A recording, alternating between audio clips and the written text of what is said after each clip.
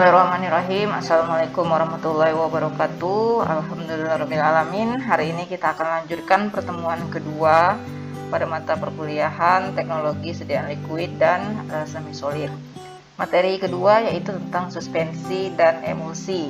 Setelah pada materi pertama itu tentang sediaan larutan yang merupakan sistem satu fasa,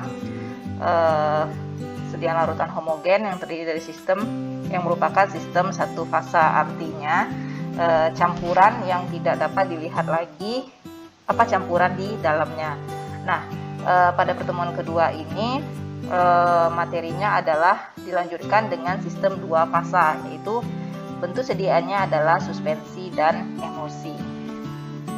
Oke, untuk topik bahasannya yang pertama itu adalah tentang definisi tentang dari si suspensi dan emulsi, karakteristik atau ciri-ciri khusus dari sediaan suspensi dan emulsi, keuntungan dan kerugian, penggunaannya, hal-hal yang harus diperhatikan pada suspensi dan emulsi, kemudian suspending agent dan emulgator, yang terakhir itu adalah tipe emulsi. Mungkin tidak akan 7 tema ini akan ada yang tidak berpasangan, artinya contoh di tipe emulsi dia hanya milik si emulsi saja karena suspensi itu tidak punya tipe ya. Oke, kita akan lanjutkan ke pembahasan pertama, yaitu tentang definisi dari suspensi dan emulsi. Yang pertama adalah suspensi. Oke, bisa dilihat pada gambar di slide ini. Mungkin pernah ada yang mempunyai permainan atau seperti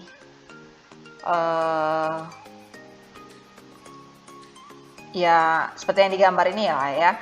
Ini kan kalau didiamkan nanti butiran-butiran dari si saljunya itu akan turun tuh lama-kelamaan. Nah, kalau kita guncang-guncang lagi dia akan naik seperti pada gambar ini. Nah, ini adalah analogi dari sediaan suspensi yang akan kita pelajari pada pertemuan kali ini. Jadi gambarannya suspensi seperti itu ya. Kalau bisa dilihat secara jelas dari partikel yang tidak terlarutnya, nah seperti itulah dia gambarannya. Tapi kalau sediaan farmasi kan diharapkan karena dia bukan sediaan yang homogen, tentu perbedaan dari yang larutan kemarin dia adalah tidak jernih. Jadi ya nggak kelihatan kalau ada partikel-partikel itu. Kenapa dia tidak kelihatan? Ya karena si partikel-partikel itulah yang mengerubungi si larutannya, sehingga dia larutannya tidak menjadi tidak jernih. Oke, kita lihat dari definisinya. Suspensi adalah sediaan cair yang mengandung partikel padat tidak larut yang terdispersi dalam fase cair.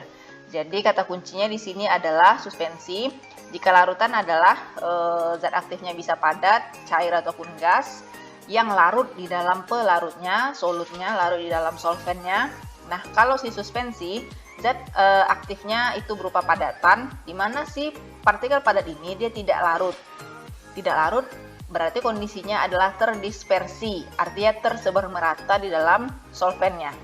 Jadi kata kuncinya kalau suspensi adalah partikel padat yang tidak larut tetapi terdispersi di dalam pelarutnya tadi atau fase akhirnya. Oke, mudah-mudahan bisa dibedakan ya antara larutan dan suspensi. Itu menurut FI ya. Kemudian menurut Fornas, suspensi adalah sediaan cair yang mengandung obat padat tidak melarut dan terdispersikan sempurna dalam cairan pembawa, atau sediaan padat terdiri dari obat dalam bentuk serbuk halus dengan atau tanpa zat tambahan yang akan terdispersikan sempurna dalam cairan pembawa yang ditetapkan. Oke, jadi di Fornas itu lebih dijabarkan tapi konsepnya sama, dia intinya zat aktifnya berupa partikel padat yang tidak larut tetapi dia terdispersi secara homogen atau terdispersi sempurna.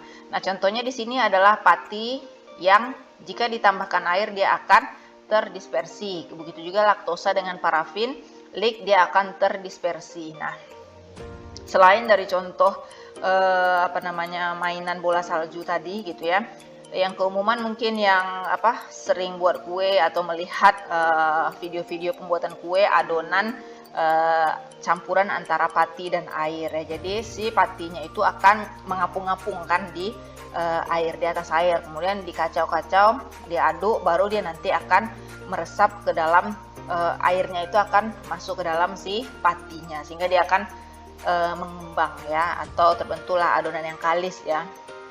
Kalau misalnya kita kayak buat donat seperti itu ya. Nah, juga di sini adalah laktosa dan parafin leak. Nah, kalau di larutan kemarin contohnya juga adalah laktosa atau garam dicampur air, bagaimana kondisinya? Akan hilang ya, akan terlarut sempurna. Tidak akan kelihatan lagi ada partikel dari si laktosa. Nah, sekarang kalau di suspensi kebalikannya dia dengan ditambah parafin leak, dia tidak akan terlarut seperti dia ditambah air, tapi dia akan terdispersi. Jadi kebalikannya di larutan adalah kondisinya kalau yang larutan, zat aktifnya itu ditambah pelarutnya atau solventnya, dia akan larut sempurna, tidak akan kelihatan lagi ada si zat aktif tersebut. Kalau di suspensi dia akan tidak terlarut tetapi dia terdispersi. Kalau masih bisa terlihat partikelnya. Artinya aplikasinya adalah larutannya yang, kalau yang larutan jernih, kalau yang suspensi dia akan keruh. Jadi gampangnya seperti itu ya. Oke, kemudian yang kedua adalah suspensi, emulsi ya. Yang pertama itu tadi adalah suspensi, sekarang kita lanjut ke emulsi. Nah, dari gambar ini bisa kelihatan kalau si suspensi itu adalah padat ditambah cairan yang tidak larut tapi dia terdispersi.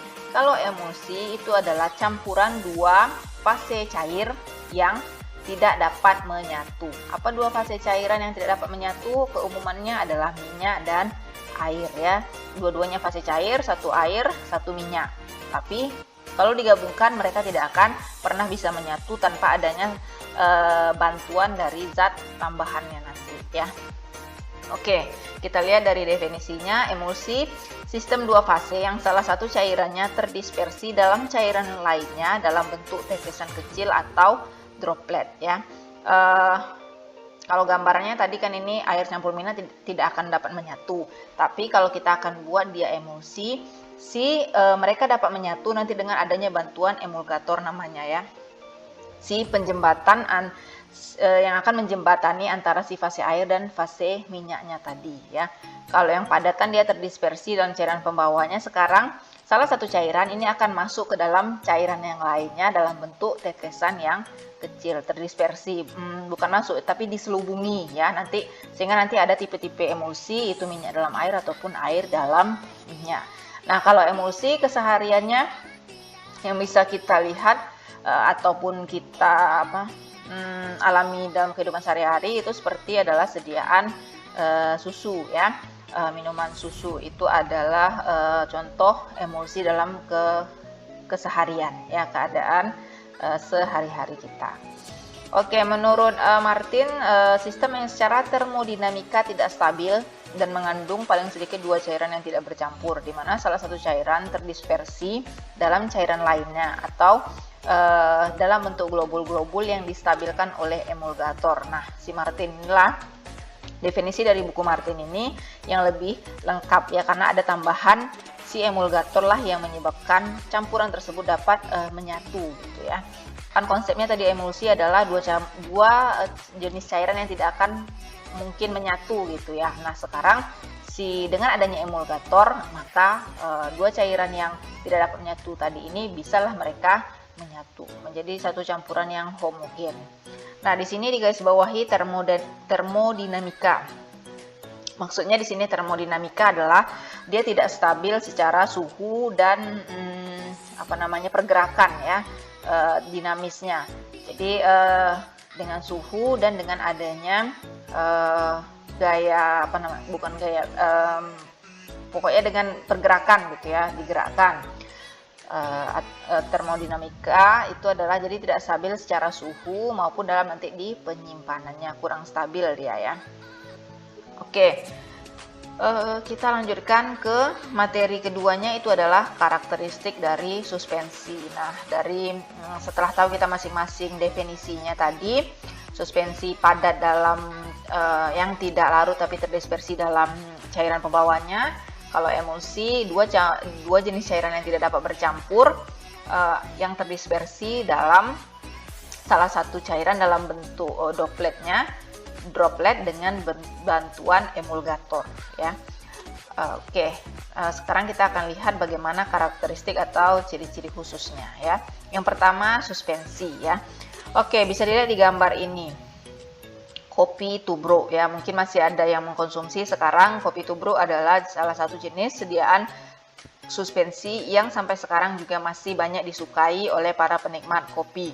Cuman kekurangannya adalah masih meninggalkan partikel-partikel nanti jika di larutannya itu ya. Jadi masih ada, mungkin di gelasnya akan ada nanti bintik-bintik dari si biji kopinya tadi gitu ya, ataupun di bibir saat kita setelah menyeruputnya gitu ya, akan ada tertinggal titik-titik dari si partikel kopinya tadi. Nah, itulah kekurangan dari kopi tubruk, sehingga sekarang banyak dibuat kopi-kopi instan. Jadi bisa kelihatan gitu ya. Kalau mau melihat perbedaannya dari sediaan suspensi, yang pertama itu kopi tubruk itu suspensi yang masih meninggalkan partikel-partikel setelah dia walaupun sudah diaduk nanti gitu ya, tapi masih ada juga yang terbang-terbang di dalam larutannya, melayang-layang maksudnya di dalam larutannya. Nah, coba bandingkan dengan kopi instan. Kalau kopi instan itu sama sekali tidak ada meninggalkan ampas ya istilahnya ya. Kalau di kopi tubruk itu masih ada ampasnya, kalau di kopi instan itu sudah tidak ada ampasnya lagi. Nah, kenapa di kopi instan sudah tidak ada ampasnya lagi? Nah, itulah peran dari suspending agent. Kalau di emulsi tadi adalah yang membuat dia bisa bercampur, itu namanya emulgator. Nah, kalau di suspensi itu namanya suspending agent. Pada pokok bahasan selanjutnya kita akan bahas detail tentang apa itu suspending agent ataupun si emulgator ya. Jadi sudah ada tiga lah ya contoh sediaan suspensi yang bisa dibuat visualisasinya, digambarkan atau bahkan masih dirasakan pada kehidupan keseharian. Oke, kita lihat karakteristik pertamanya, yaitu adalah zat terdispersi harus halus dan tidak boleh mengendap ya.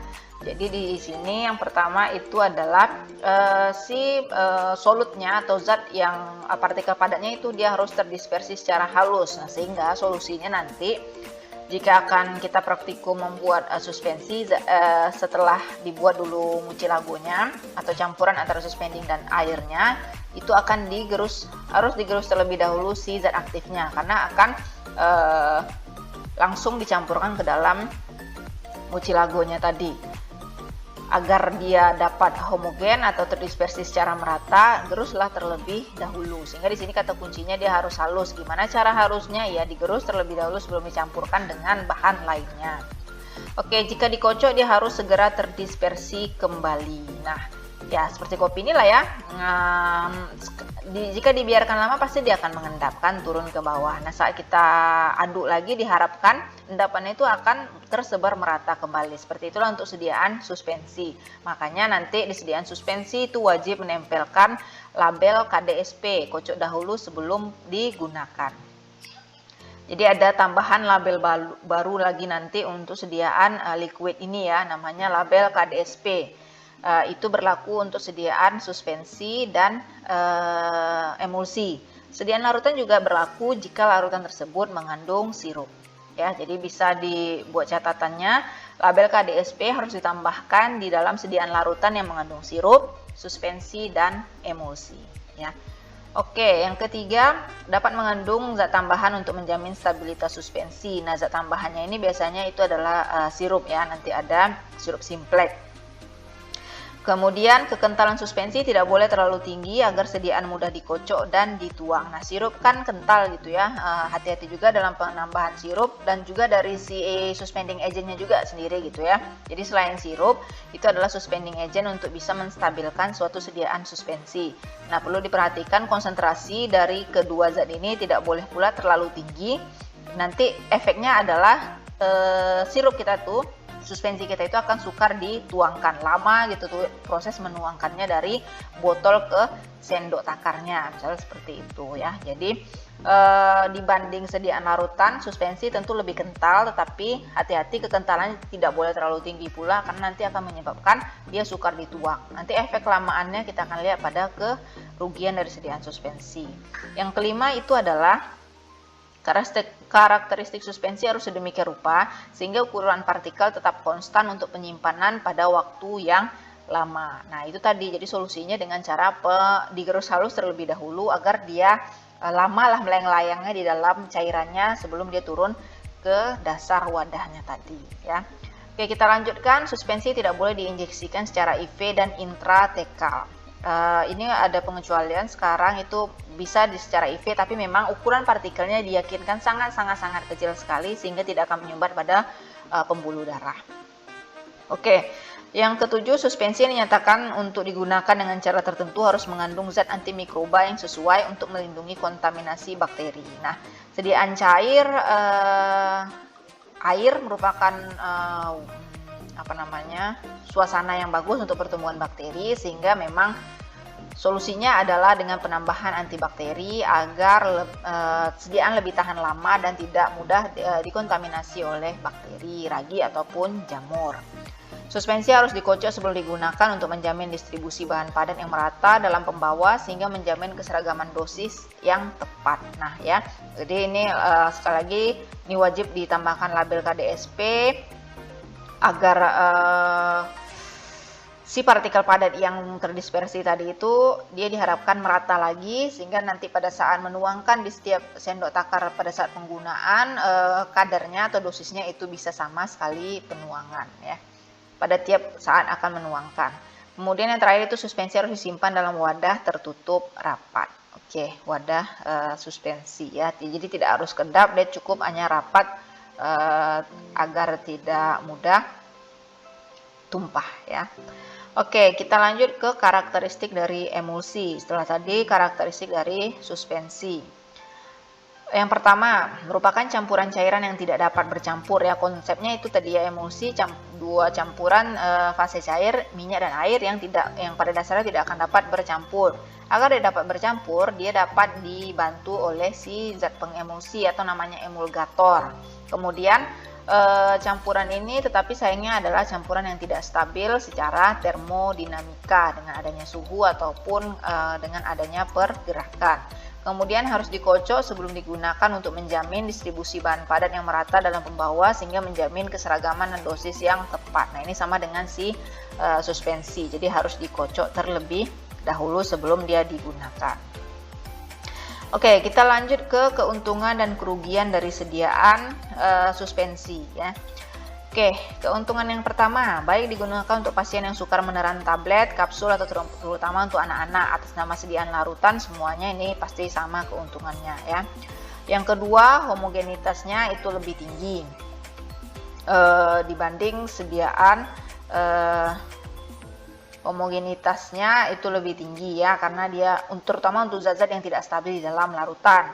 Kemudian lebih mudah diabsorpsi daripada tablet atau kapsul karena luas permukaan kontak antara zat aktif dan saluran cerna meningkat. Nah, ini sudah dijelaskan pada yang larutan kemarin.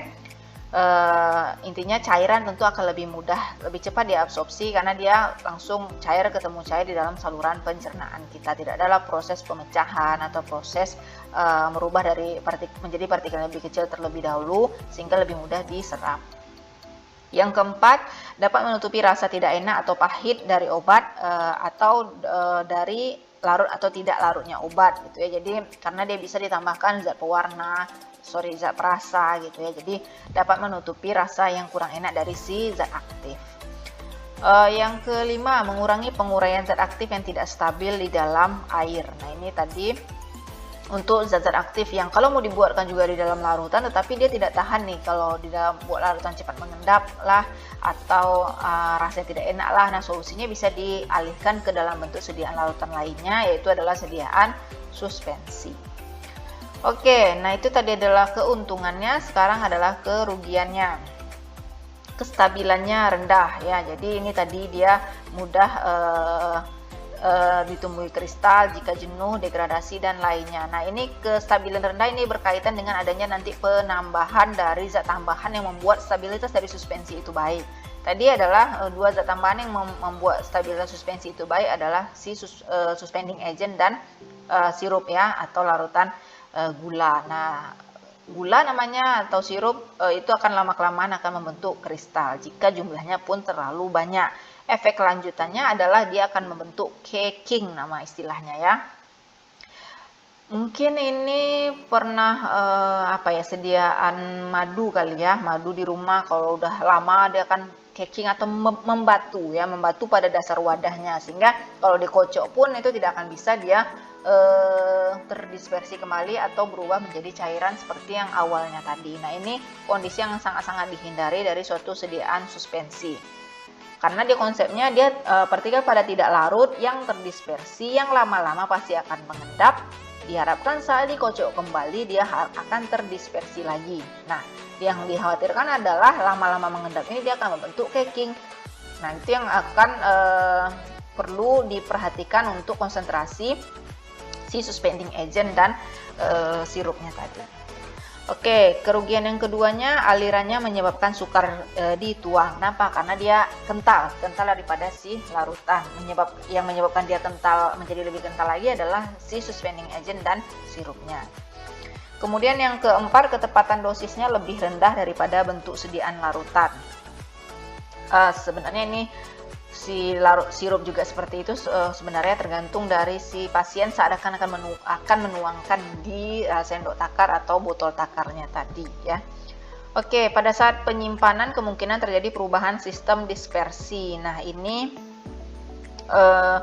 pada suspensi ini akan ada dua sistem pembentukan, ini koma ya, flokulasi dan deflokulasi nama sistem pembentukannya ya. Nanti bedanya adalah di suspensi cair dan suspensi kering untuk contoh sediaan yang beredarnya. Nah, jadi ini dikhawatirkan akan terjadi perubahan, ini diakibatkan dari si suspending agent-nya juga, kemudian metode pembuatannya juga ya. Oke, yang terakhir itu adalah sediaan suspensi harus dikocok terlebih dahulu untuk memperoleh dosis yang diinginkan. Sebenarnya bukan sirup pun ibu pribadi seperti itu, kalau atas nama sirup gitu pasti kita akan ngocok botolnya dulu ya, secara refleks saja itu sudah pasti kejadiannya. Tapi yang wajib sekali harus disampaikan atau diberi tanda pada persediaannya adalah sediaan suspensi dan emulsi ini ya, jadi harus ada label KDSP.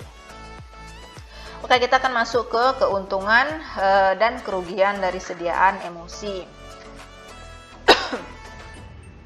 Yang pertama itu adalah keuntungan dari emulsi, bioavailabilitasnya besar. Bioavailabilitas ini adalah ketersediaan hayati ya. Maksudnya adalah karena dia cair gitu, sehingga lebih banyak dia diabsorpsi, maka bioavailabilitas atau ketersediaannya di dalam pembuluh darah itu akan lebih besar ya. Sehingga akan onsetnya lebih cepat. Onset ini waktu memberikan efek ya, karena dia lebih cepat diabsorpsi sehingga lebih cepat memberikan efektivitas daripada si sediaan padat contohnya. Kalau sediaan padat itu banyak tahapan yang harus dilaluinya, dia pecah dulu, dia larut dulu, baru dia bisa diabsorpsi. Kalau ini dia bisa loncat loncat kelasnya langsung, untuk saat dia dikonsumsi dia sudah bisa langsung diabsorpsi. Jadi dia semacam kelas akselerasi, yaitu percepatan dibanding sediaan padat. Kemudian lebih disukai pasien, terutama untuk anak-anak, rasa kurang menyenangkan dari minyak dapat ditutupi. Nah, karena ini adalah zat aktifnya berupa minyak, ya minyak mungkin kalau mau nyobain di rumah gitu ya, agak-agak gimana gitu rasanya kan. Nah, sekarang kalau mau dibuat suatu sediaan, minyak ini lebih menyenangkan lah, lebih tertutupi rasa dari si minyak, apalagi terutama kalau minyak ikan ya. Tapi kebanyakan produk multivitamin untuk anak-anak itu minyak ikan kan. Ya, jadi seperti itu, amisnya itu bisa lebih dinetralisir lah gitu dengan adanya eksipien dari si emulsi ini.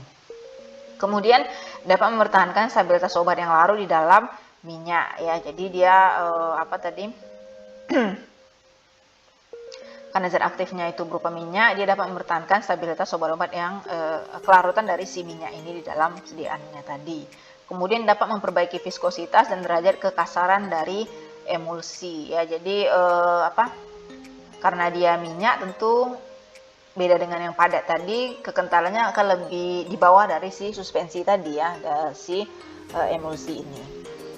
Oke, itu dia keuntungan dan kerugian dari kita masuk ke kerugian emulsi. Sulit diformulasikan karena harus mencampurkan dua fase cairan yang tidak tercampurkan. Kemudian tidak stabil secara termodinamika. Sulit diformulasikan tetapi bukan menjadi tidak dapat diformulasikan. Bisa, tapi solusinya adalah memang dengan usaha atau metode yang lebih besar lagi daripada hanya pembuatan sediaan larutan biasa ataupun dari sediaan suspensi. Karena ini kondisinya adalah minyak dicampur air, di mana dua cairan yang tidak dapat tercampur harus kita buat dia tercampur, gitu ya.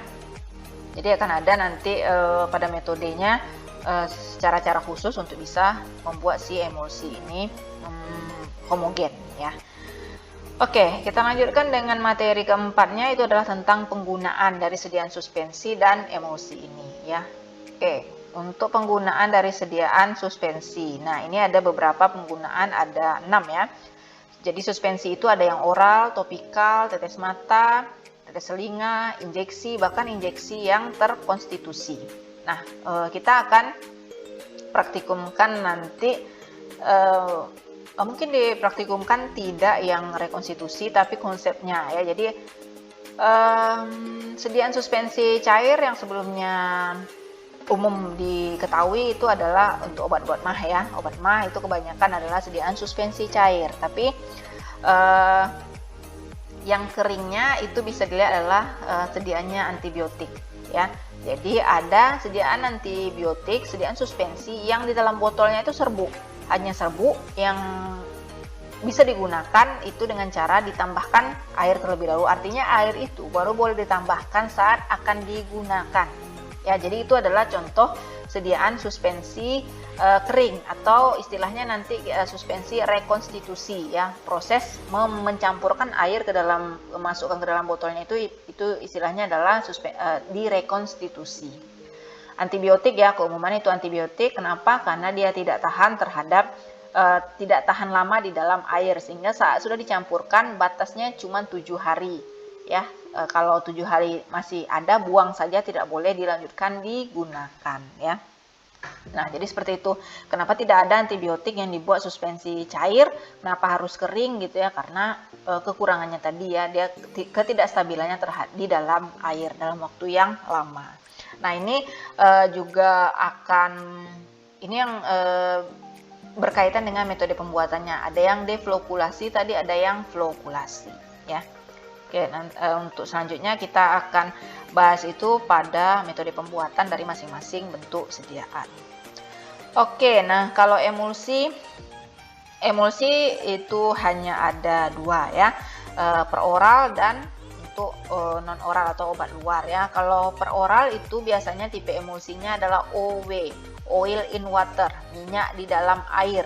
Kenapa lebih disukai? Karena air akan menutup, karena minyak ini akan terdispersikan di dalam fase air, sehingga dapat menutupi bau dan rasa yang tidak enak dari si minyak tadi ya. Jadi keumuman untuk si emulsi oral itu ada tipe minyak di dalam air. Kalau untuk topikal itu bisa kedua-dua tipenya ya, karena hanya di luar dioleskan, tidak akan ada pengaruh apapun gitu ya, paling ya aroma ya. Oke, ini untuk penggunaannya. Jadi kalau untuk suspensi itu bisa banyak rute ya, oral, topikal, tetes telinga, tetes mata, bahkan untuk sampai ke injeksi. Nah, kalau untuk emulsi dia hanya untuk peroral dan topikal saja. Oke, kita akan lanjut ke hal-hal yang harus diperhatikan pada sediaan suspensi. Nah, ini hanya untuk sediaan suspensi saja ya, karena dia campuran padat yang tidak larut. Dikhawatirkan nanti dia akan membentuk caking jika hal-hal berikut ini tidak diperhatikan pada saat pembuatannya. Yang pertama itu adalah kecepatan sedimentasi. Nah, ini yang disebut dengan pengendapan ya. Sedimentasi itu adalah terjadinya pengendapan. Agar suspensi terdispersi merata dan tidak cepat mengendap, maka digeruslah dia. Makanya tadi ada keuntungan ya, sediaan yang halus, sediaan terdispersi harus halus gitu agar dia tidak cepat mengendap. Untuk bisa dia halus bagaimana? Dengan cara menggerusnya tadi gitu ya. Memperkecil diameter partikel, memperbesar viskositas dengan penambahan suspending agent, atau memperkecil perbedaan antara fase terdispersi dan fase pendispersinya menggunakan sorbitol atau gula tadi untuk meningkatkan BJ sediaan ya. Jadi yang pertama itu adalah kecepatan mengendapnya. Kita harus perhatikan kecepatan mengendapnya. Targetnya adalah tidak terlalu cepat mengendap ya. Kalau dia terlalu cepat mengendap, nanti selama penyimpanan dia khawatirkan terjadinya caking yang sukar didispersikan lagi saat dikocok. Oke, yang kedua, pembasahan serbuk dan kondisi floatasi. Tahapan ini merupakan tahapan kritis untuk pembuatan suspensi karena pencampuran partikel padat ke dalam pembawa atau airnya yang jelas yaitu pembasahan partikel padat untuk mendapatkan dispersi yang stabil. Jadi kondisi seperti si tepung ditambah air tadi lah, dia kan melayang-layang, kan itu yang disebut floatasi. Nah, supaya bisa dia terbasahi maka harus diperhatikan cara pencampurannya tadi ya. Faktor penyebabnya karena ada tegangan permukaan antara zat padat dan cairan, tentu ya karena dia beda BJ-nya tadi. Kemudian solusinya itu bisa ditambahkan zat pembasahnya atau si surfaktan. Kemudian kurangnya kemampuan penyebabnya itu adalah kurangnya kemampuan penetrasinya, perbedaan BJ-nya, absorpsi gas pada permukaan zat padatnya sehingga dia akan mengambang pada permukaan. Nah, solusinya bisa ditambahkan gliserin atau propilen glikol. Nah, nanti pada metode pembuatannya ada yang salah satu metode pembuatannya jika nanti ada gliserin dan propilen glikol itu bisa langsung ditambahkan ke dalam suspending agentnya ya, ke dalam mucilagonya yang telah terbentuk ya. Nanti akan ada, ini berkaitan dengan metode pembuatannya. Ada dua metode pembuatan dari suspensi. Kemudian yang ketiga itu adalah pertumbuhan kristal. Nah, kenapa kristal ini bisa tumbuh? Karena dia adalah larutan gulanya ataupun dari si surfaktannya sendiri, di mana konsentrasi mereka berdua ini akan menyebabkan kecepatan pengendapan itu akan lebih cepat. Nah, lama kelamaan dikhawatirkan akan terbentuk kristal ya atau cakingan ya atau padatan dari si gulanya tadi ya. Oke, solusinya itu adalah dengan ditambahkan surfaktan ya. Oke, sorry ya ini spasinya kurang diperbaiki. Oke, yang keempat itu adalah pengaruh gula. Nah, ini adalah suspending agent dan larutan gula dapat meningkatkan viskositas, tapi perlu diperhatikan konsentrasi gula yang besar juga dapat menyebabkan kristalisasi yang cepat ya. Ini berkaitan dengan yang pertumbuhan kristal sebelumnya. Yang kelima itu adalah sistem pembentukan suspensi. Ini adalah yang terdeflokulasi sama yang flokulasi tadi ya. Kemudian yang terakhir itu adalah pengaruh dari alat-alat pendispersi. Alat-alat yang digunakan untuk pembuatan dari suatu suspensinya tadi ya. Pada saat pembuatan ataupun pada saat pembuatan ya. Oke, itu ada 6 hal-hal yang harus diperhatikan pada saat pembuatan sediaan suspensi. Kecepatan sedimentasinya, kemudahan pembasahannya, terbentuknya kristalnya, konsentrasi gula yang digunakan, kemudian sistem yang akan dipilih, sistem pembentukannya apakah flokulasi atau defokulasi, dan terakhir adalah alat-alat yang digunakan untuk mendispersikan dari si larutan suspensinya tadi. Oke. Nah, yang keenam kita akan masuk ke suspending agent ya dan emulgator. Diulangi lagi, suspending agent adalah bahan penstabil untuk suspensi, sedangkan emulgator adalah bahan penstabil untuk emulsi. Oke, yang pertama, jadi ini juga bisa sekalian nanti sebagai eksipien ya. Pada materi selanjutnya kita akan bahas tentang bahan aktif dan eksipien. Jadi sekarang didahulukan eksipien. Spesifik untuk suspensi yaitu adalah suspending agentnya dan emulsi itu adalah emulgatornya. Dari mana saja untuk suspensi itu ada golongan polisakarida terdiri dari gom akasia atau gom Arab. Ini umum digunakan untuk si gom Arab ini umumnya digunakan untuk si emulsi ya. Nah, kalau untuk suspensi kita umumnya menggunakan PGS atau pulvis gumosus, di mana dia punya kriteria khusus. Untuk zat yang berkhasiat keras, konsentrasinya adalah 2%, berarti untuk berkhasiat keras dia digunakan banyak, untuk berkhasiat yang tidak keras dia digunakan sedikit ya. Jadi bisa dibuat catatan seperti itu. PGS merupakan suspending agent yang umum digunakan jika kita akan membuat sediaan suspensi ya, dari golongan polisakarida. Untuk PGA juga ada, tapi nanti PGA kita akan khususkan di emulsi. Untuk menggunakan PGS ini ada dua kriteria. Jika zat aktifnya bersifat keras, maka konsentrasinya adalah 2%. Jika bahan aktifnya tidak keras, maka konsentrasi yang digunakan hanya 1%. Contohnya seperti ini. Kalau paracetamol, berarti berapa persen yang digunakan suspending agentnya? 1%.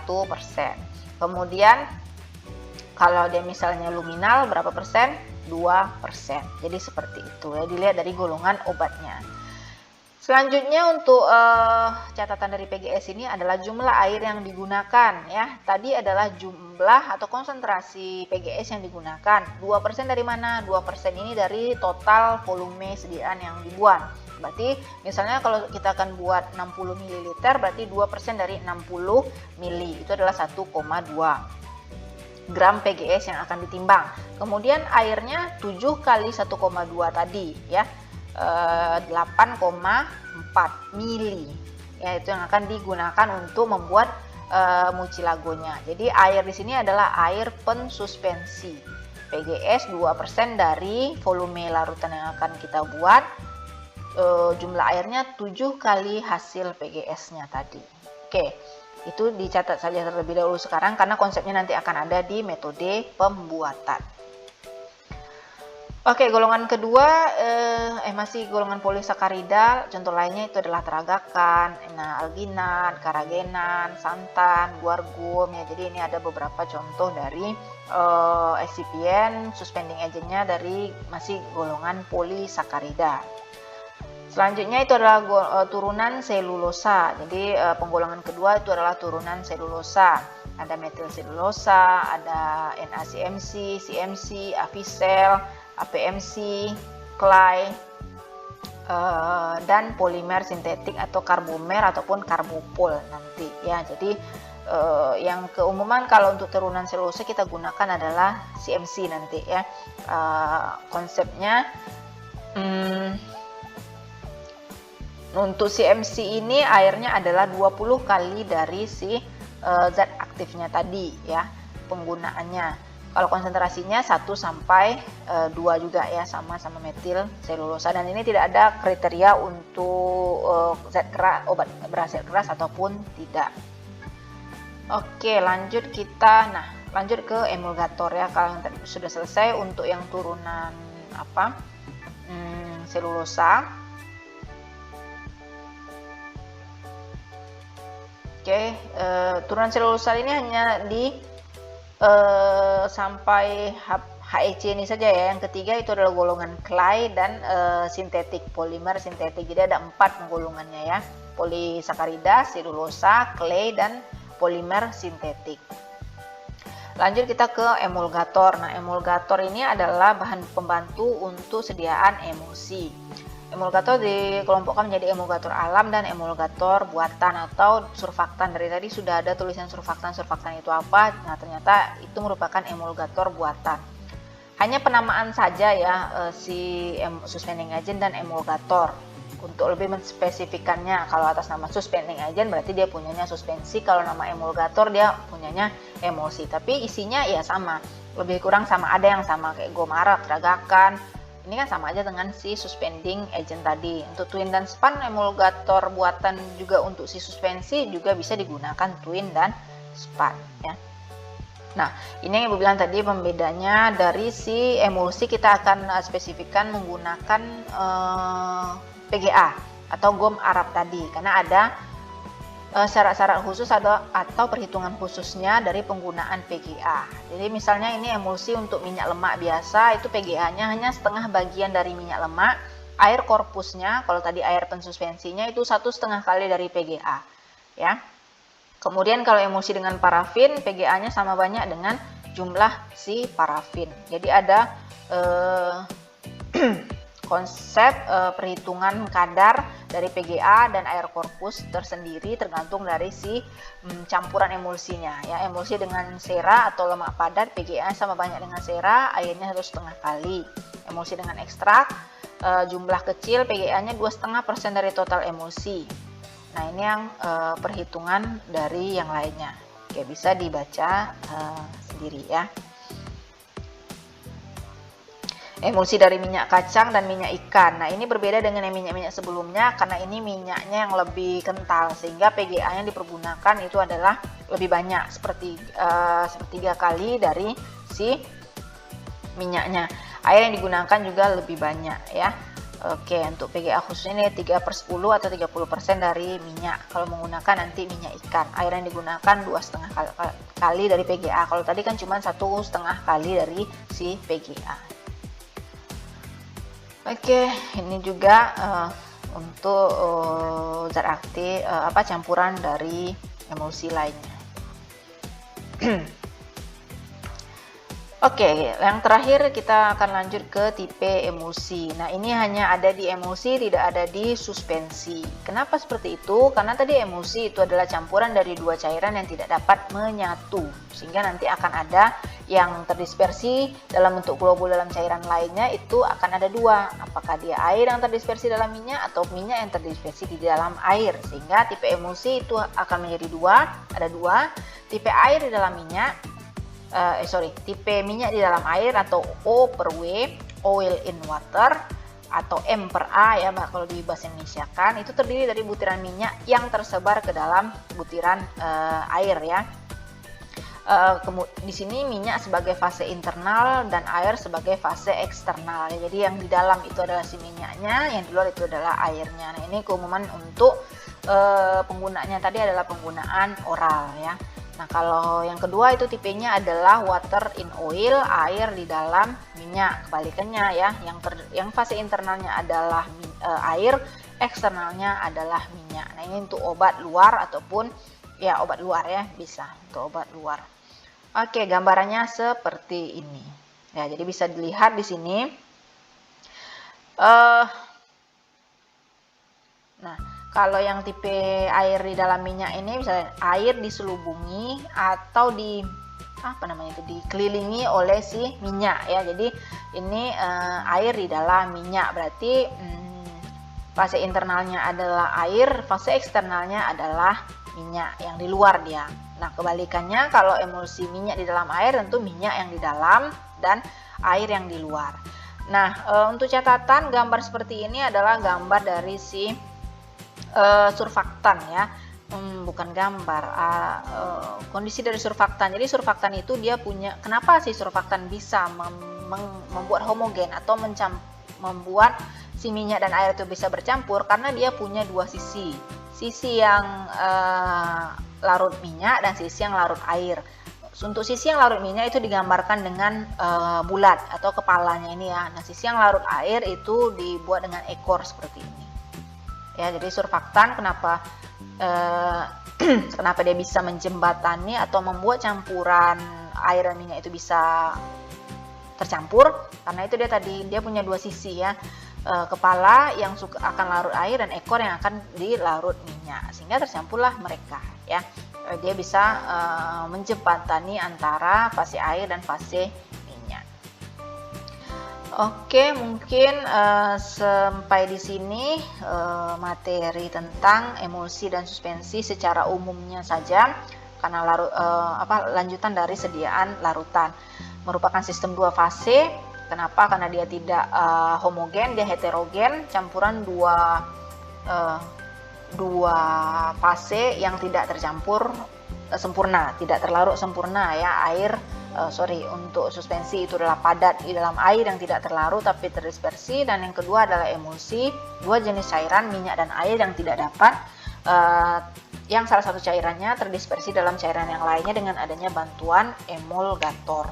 Dua-duanya kondisinya keruh. Kalau larutan adalah suatu bentuk sediaan yang jernih, sehingga dia disebut dengan homogen. Yang ini adalah heterogen, larutan satu fase. Yang suspensi dan emulsi itu adalah dua fase.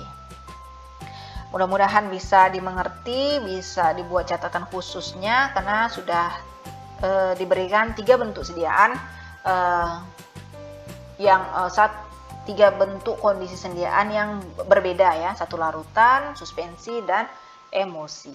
Walaupun secara umumnya seluruhnya itu adalah suatu sediaan liquid ya, ternyata liquid itu juga masih ada beda-beda jenisnya lagi gitu ya, tergantung dengan kondisi di kehomogenitasannya di kelarutannya tadi ya. Silakan dibaca dan diulangi lagi, terutama catatan-catatan khususnya yang perlu dibuatkan tersendiri ya, sehingga tidak melulu hafal full per baris yang disampaikan, tapi konsepnya aja yang ambil gitu ya. Zat padat tidak larut, campuran 2 cairan yang tidak dapat larut, yang dibantu dengan si emulgator, seperti itu. Oke, terima kasih atas perhatiannya, semoga dapat dimengerti. Bu cukupkan. Wassalamualaikum warahmatullahi wabarakatuh.